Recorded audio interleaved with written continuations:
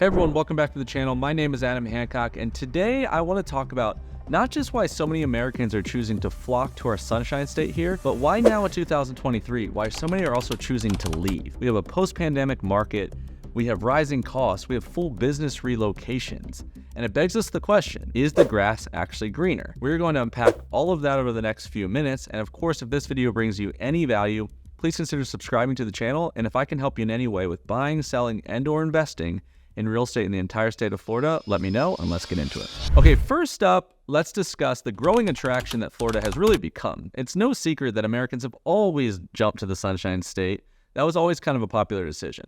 But the difference is over the last couple of years, Florida wasn't just one of the fastest growing, it was the #1 fastest growing state, especially when it came to net migration. Now, pandemic, 2020 plus obviously played a big role in that. We had remote work feasibility, we had people ramping up their retirement 5 or 6 years early. But another thing that kind of sneakily arose was that Florida accidentally became a haven to the affluent, seeking low tax environments, no state income tax, and other similar financial benefits. And that really brings us to the double-edged sword that is Florida's influx, especially from the wealthier demographic. Because the fact of the matter is there's side effects to these things. You have rising home costs, you have a rising cost of living, and then you have the locals that were already existing, the local residents that already were in that environment before the migrations happened.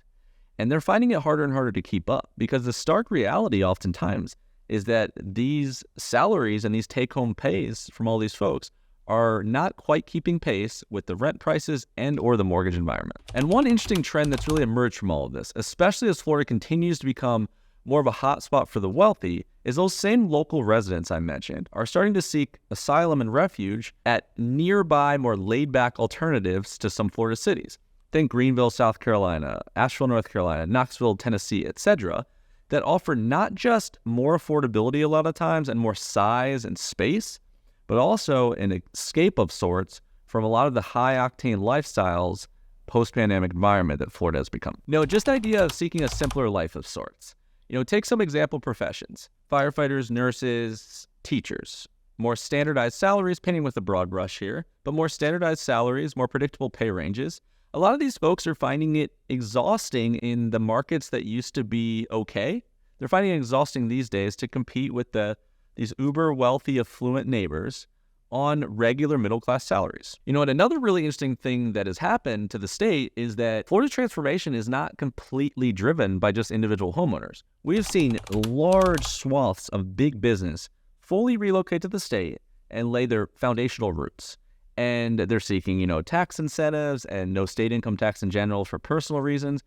But what oftentimes comes with big business relocation is the owner and the full C-level executive suites, which bring all of those salaries to the state. And that's where a lot of the soaring home prices in South Florida, Southwest Florida, Boca Raton, East Coast, all that kind of stuff has come from. And they've been responsible individually for some of the most record-breaking sales the state has had over the last 2.5 years. So that really brings us to our question. Is the grass actually greener in or out of the Sunshine State?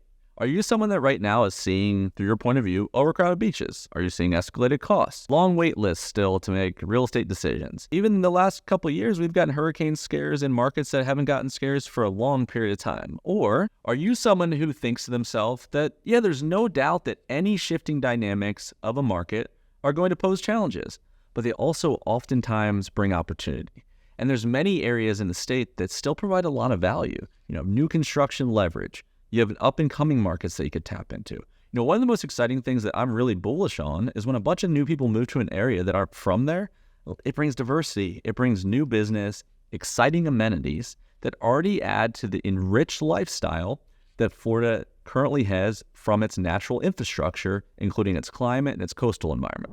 One of the main reasons I started my real estate brokerage here, the Sunshine State Company, was that I believe in really trying to harness these volatile change kind of markets to create win-win situations wherever possible. And I really think that in a world of doom and gloom and all this scary stuff, it's not just being optimistic at a fault or blindly, it's being optimistic paired with being realistic.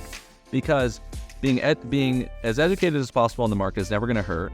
Trend tracking is never going to hurt to see opportunities. And also just ultimately trying to work a plan that reverse engineers what you individually want. So if you are in the market or you're considering buying or selling in the state of Florida right now and you're having difficult with these kind of decisions, The one thing as a takeaway I would encourage you to do is think about that these negative changes oftentimes bring a ton of possibility if you're looking in the right place. So as I conclude here, I hope you found this thought exercise really valuable. Again, my name is Adam Hancock. I own a brokerage called the Sunshine State Company. And if we can help you in any way, buying, selling, investing, thinking through the decisions in general, we would love to. Please consider reaching out, and we'll see you on the next video.